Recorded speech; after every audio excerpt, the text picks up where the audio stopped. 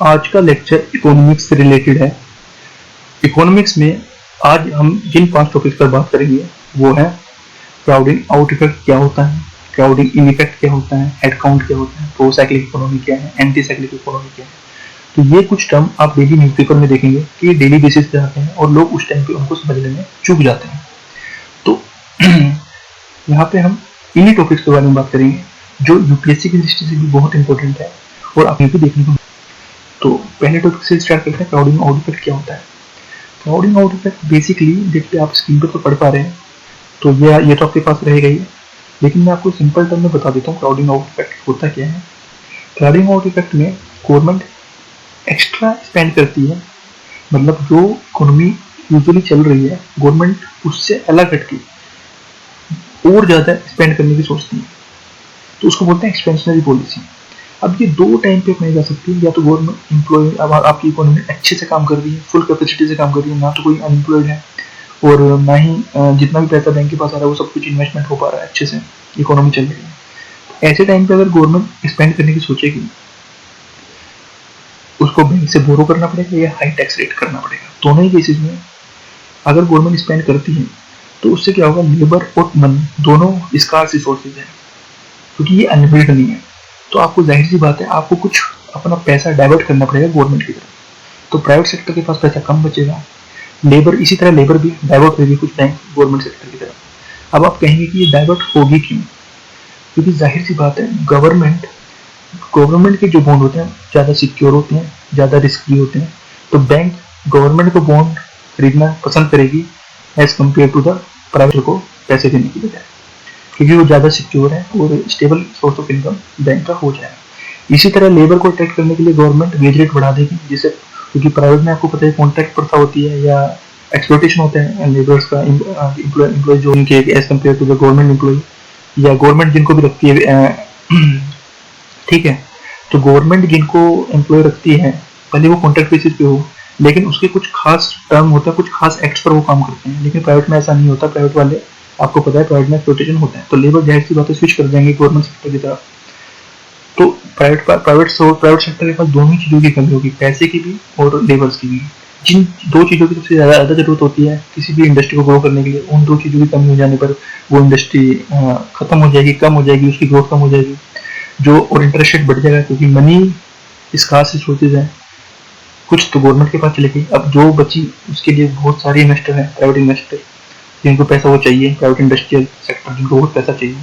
अब उनके पास जाने के लिए बैंक को इंटरेस्ट रेट बढ़ाना पड़ेगा, क्योंकि अब उसके पास जो कंज्यूमर हैं पैसे के वो बहुत ज़्यादा हो गए हैं और पैसा हो गया कम, तो डिमांड बढ़ जाएगी। तो इससे इंटरेस्ट रेट बढ़ेगा, इंटरेस्ट रेट बढ़ने से प्राइवेट सेक्टर जो होगा वो डिमोरलाइज होगा पैसा खरीदने से, कुछ कंपनियां बंद हो जाएंगी, कुछ घाटे में जाएंगी और इस तरह से इकोनॉमी चौपट हो जाएगी बढ़ने के मुकाबले। हाँ, बस ये कह सकते हैं कि स्टार्टिंग में एक्सपेंशनरी पॉलिसी के टाइम पे थोड़ा मल्टीप्लायर इफेक्ट देखने को मिलेगा। मल्टीप्लायर इफेक्ट का मतलब ये होता है कि थोड़ा सा इन्वेस्टमेंट पे ज़्यादा ग्रो करना, लेकिन जब ये थोड़े ज़्यादा टाइम के लिए चलेगा तो इसके हमें नेगेटिव इफेक्ट देखने को मिलेंगे।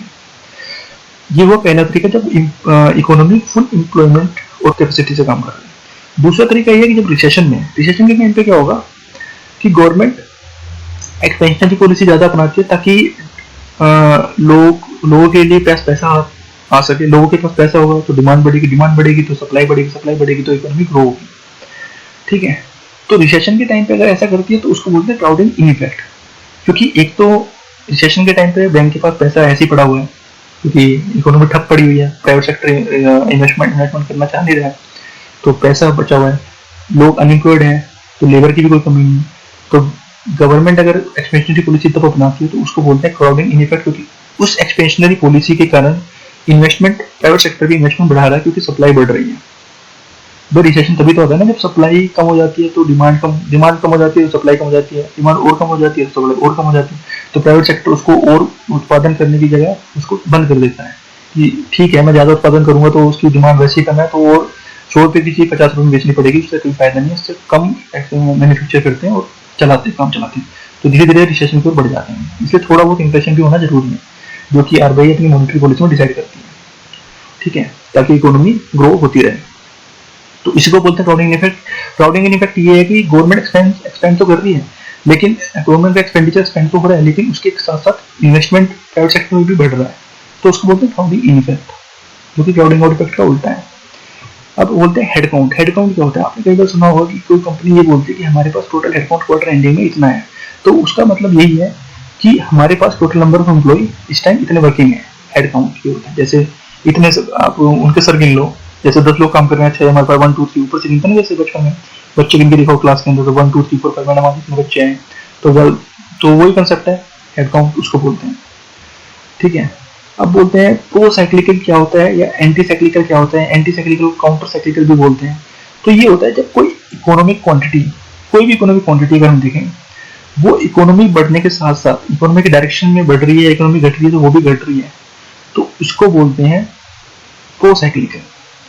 इसका उल्टा होता है काउंटर साइक्लिकल। काउंटर साइक्लिकल में क्या होता है, इकोनॉमी अगर डाउनवर्ड पोजीशन में है तो कोई इकोनॉमिक क्वांटिटी अपवर्ड पोजीशन में जाएगी, जैसे कि अनएम्प्लॉयमेंट।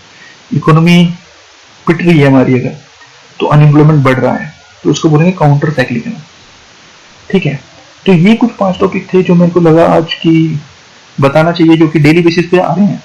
देख रहे होंगे आप डेली न्यूज़पेपर में, ये कुछ टर्म्स हैं जो डेली न्यूज़पेपर में देखने को मिलते हैं, लेकिन उस टाइम समझ नहीं पाते, हम आगे बढ़ जाते हैं। देखिए यूपीएससी की दृष्टि से बहुत इंपॉर्टेंट हो जाते हैं। कई बार ना यूपीएससी कॉन्सेप्ट बेस में चला जाता है, कई बार भी मैक्सिमम कॉन्सेप्ट बेस में जाता है। बच्चे क्या करते हैं ना, गलती उस बुक से पढ़ लेते हैं, बहुत ज्यादा पढ़ लेते हैं, लेकिन बहुत ज्यादा कोई यूज नहीं, वो सिर्फ डेफिनेशन